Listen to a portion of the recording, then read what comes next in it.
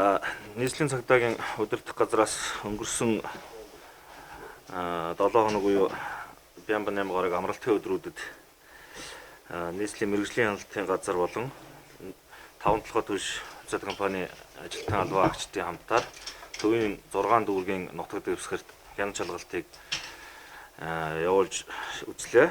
За энэ хугацаанд шалгалтаар түүхийн үрс түлхийг давтсан хадгалж байсан 4, зориултын бус утаа үүсгэгч галгаруут хэрэглэж байсан 3 зөрчлийг илрүүлж таслан зогсоосон.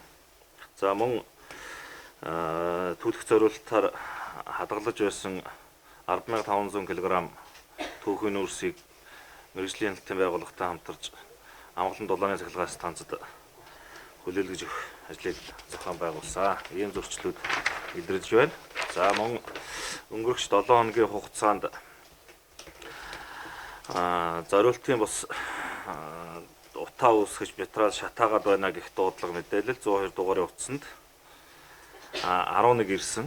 11 ирснийг шалгаж үзэхэд бүгд батлагдаагүй байсан.